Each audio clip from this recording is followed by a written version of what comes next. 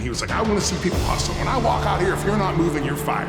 And he's like, so one of his rules was you couldn't have carts because carts are for lazy people.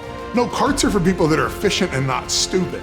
Right? So it's like, why would you inflict that on your people? What do you say to every single YouTube star, TikToker that publishes daily videos about manifestation and positive thinking? Yeah, the funny thing is they all say that, and maybe there's some value to it, but I guarantee you every one of them is buying followers, running ads, doing keyword optimization. So isn't it funny? Yeah, they're sitting there going, oh yeah, you can just think it into existence. But you think it into existence, I'm not gonna do that. I'm gonna go out and hire the team that's gonna make sure this content goes viral. And that's not to say that there's not some people that have gone viral on their own. I think that's a lot more prominent when a platform is really early. We can talk about somebody like Gary Vee, right? Very, very influential. But let's be honest, Gary Vee had an incredible opportunity that was laid out before him. He just knew how to take advantage of it, right? His parents owned a wine store. He's there stocking shelves. Finally, he convinces his dad to let him do a little bit of marketing. YouTube just comes out and he's like, I do not want to stock shelves anymore. I do not want to carry cases of wine out to people's cars.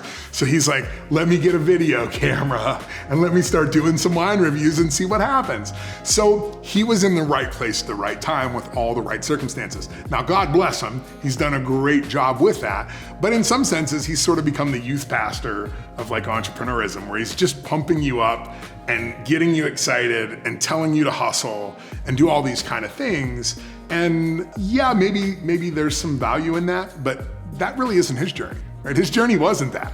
His journey was making shit happen along the way and taking and capitalizing on the opportunities that he had. And I think it's one of the things that frustrates me a little bit about like all these gurus that you see, you know, that are gonna give you this great advice. You know, there's one that I'm following right now and he's like, you know, I made $1 billion by the time I was 30. And I'm like, I do not want to follow this guy because that's irrelevant to me. I didn't. So I can't relate to that at all. All he's gonna tell me is a bunch of bullshit. All he's gonna tell me is how great things can be. And he might be able to give me the light at the end of the tunnel, but he has no clue how to get through the fucking tunnel. Like that's the hardest part of it, right? Going through the dark forest with the wolves and the bears and the witches hiding there, that's the hardest part of it. And that's the advice that I need. That's the advice that I wanna give people. It's not yeah, look at me, how great I am on my yacht. This is hard work. This is dedication. This is changing your approach. This is learning along the way. This is making mistakes and fixing them. This is screwing things up and going to your employees and say, everything we just done for the last 2 months was stupid and dumb and I'm sorry, and we gotta try something else. That's what real business advice is. It's not just, oh, hustle.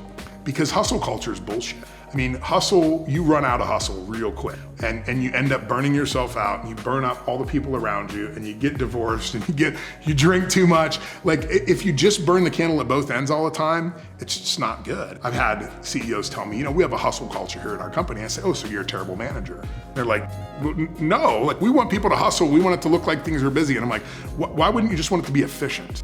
Instead, you want to give the illusion of efficiency by a bunch of people running around carrying boxes. That's just stupid. That's really stupid because the people will burn out. Their energy can't last that long, right? You know, I worked with a company years ago where this CEO told me about their hustle culture, and then we were observing and doing process mapping, and on video, we do these spaghetti diagrams where we would actually take a person and we would watch every place they would go through the factory and we would track it all out, right? And we would do that for all the people. And then we would look for patterns, what's happening. We found this one guy that all he ever did, every time on video we caught him, he was walking around with a box. I was like, that's really interesting. And he would always stop and talk to all the pretty women that worked there, right? He never talked to the old ugly guys. He just stopped and carry his box from location to location. So one day we went out onto the floor and we discovered it was an empty box. This guy had gotten hired, and what had happened is they assigned him to the shipping manager. When he was walking back on the factory floor to the shipping department, unbeknownst to him, the shipping manager resigned. He was at HR and left. So when he got back there and said, I'm here to report to Bob, they're like, Bob doesn't work here anymore. So instead of taking initiative and asking what he should do, somebody saw a manager walk past and they were like, look busy. And he grabbed a box. And he walked around with this box for 9 months getting paid. That's what hustle culture creates. It creates a bunch of people that do nonsense work that doesn't really make any difference and doesn't really have any good impact on the company. I dislike hustle culture. I don't think it's a good thing. I've seen organizations, I tell this story about an organization I did some work with that I came in, their COO had left, and I went down onto the factory floor and I started talking to people and I said, what are some of the things that I could do to help you? What are the tools that I could get you? What are the resources you need? And this is a 50,000 square foot factory with big motors and tires and all sorts of things. And one of the guys said, could you get us some push carts? I'm like, well, how do you move everything right now? And he's like, we have to carry everything individually. I said, well, why would you do that? And he said, well, the last COO here believed in hustle culture.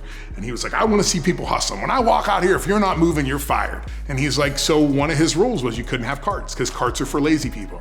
No, carts are for people that are efficient and not stupid, right? So it's like, why would you inflict that on your people? And then I looked at their timesheets and realized there was tons of overtime. There was tons of working on weekends. There was tons of things that weren't getting accomplished, all because the people didn't have the right tools because they were just carrying shit around all day long. And it's like sometimes we have this thing in our head that we think is gonna work as an executive, and it just doesn't work.